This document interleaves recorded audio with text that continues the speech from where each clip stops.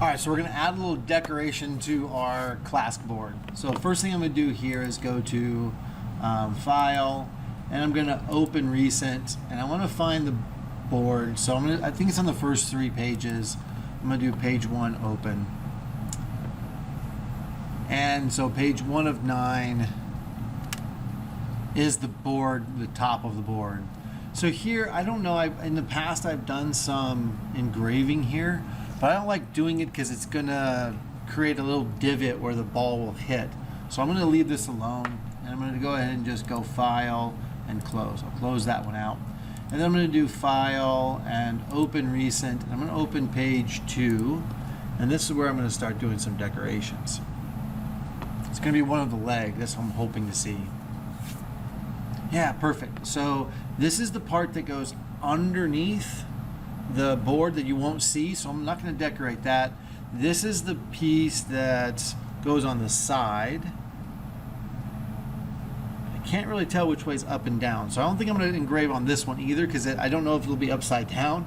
So, but I do know this is right side up. They're the 2 holes for the screws for the box. So this is the bottom, this is the top. So here, I'm just going to add some lettering. I'm going to say here, KHS, E, and R. And maybe I'm going to pull this over here some. And when you go to resize things, if you have this lock feature unlocked, it means that you can pull it in this weird way and stretch it. And sometimes it's hard to get it to look good again. If you don't want to have that happen, I'm going to do Control Z to undo what I just did. If you lock this, it means that as you pull it, it will grow height and width to keep it balanced. So now when I pull down an angle, it'll stay the way it's supposed to the whole time. And I kind of dig the way that looks right there. And I'm going to copy, Control C, and then come over here and Control V. And then I'm going to say here, Klask. I kind of like the way that looks as well, so I think I'm good with that one. And I want to line these 2 up, so I'm going to hold down Shift and then select one and select the other. And then I'm going to come over here and I'm going to go Object. And down here at the bottom it says Align and Distribute. Open that up. That'll open this line up. And I'm going to line up the center line. So that's this one here. That's going to align the centers. That looks pretty good. I actually like that, so I'm going to Control G and group that into one group. And now I can use my arrow keys to fine tune where it is located at. So I'm going to use my down keys, right, I'm just going to eyeball it in there. Awesome. Now I also want to put a little picture here, and I want to show you how to do that real quick. So what I'm going to do is open up a web browser.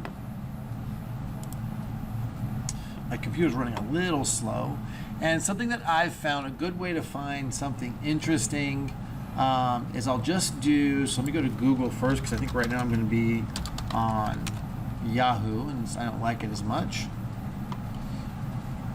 Close out some of these other windows, that might speed things up a little bit.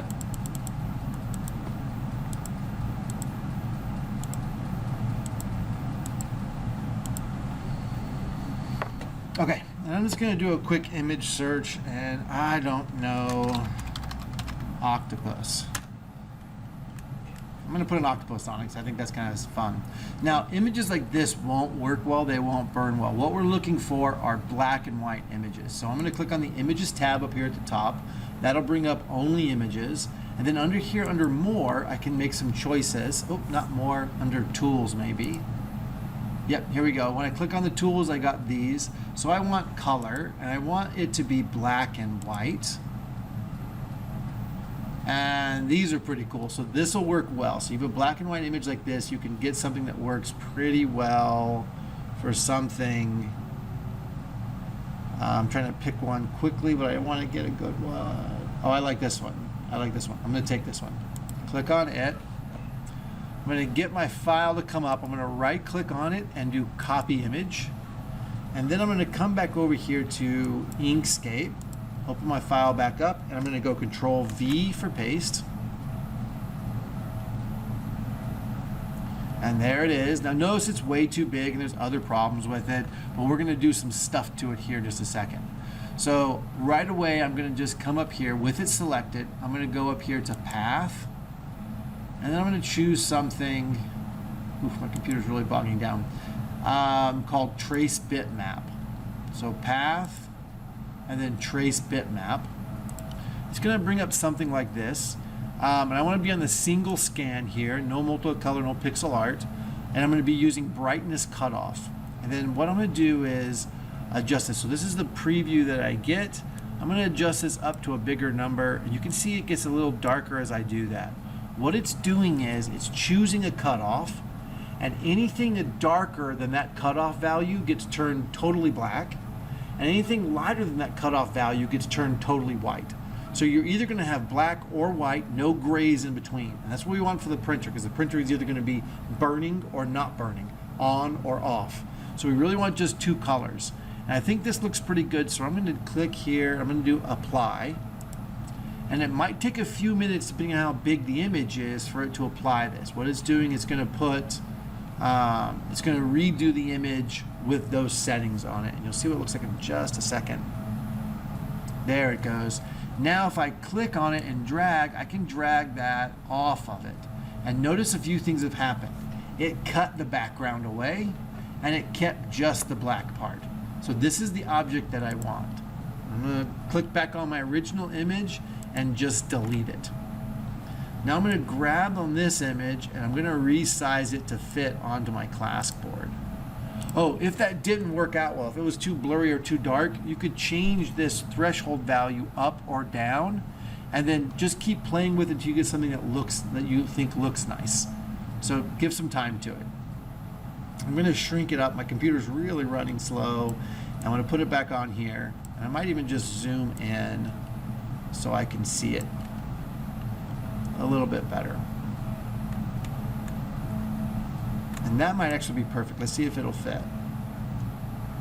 Nope, but it's close. So I'm just going to shrink it up a little bit more.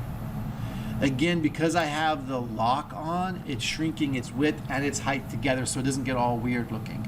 Although you could undo that lock and then make it look cool. Like, it depends on what you want to look like. So I think that's a really good size right there.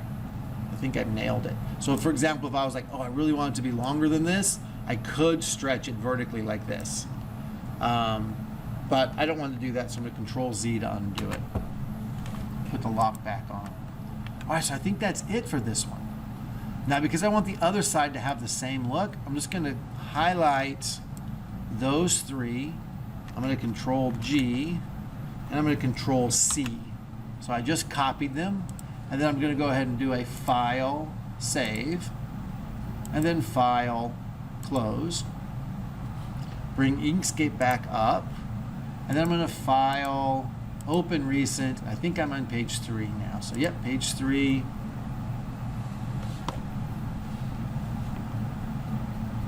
I'm going to paste that right on there. Control V. Center it up nicely. So I'm going to zoom in on the octopus. I think that's going to look pretty cool. I'm pretty excited about that. So like, use the arrow keys to get it precisely. So that's about the center right there. I'm going to zoom out again, and then I'm just going to center up the words. Yeah, I'm happy with that. All right, and then I'm going to just go File, Save. Awesome. At this point, you have all 9 sheets ready to rock and roll. You just got to take them over to the laser and cut them. If you need help with that, let me know, and I'll help you.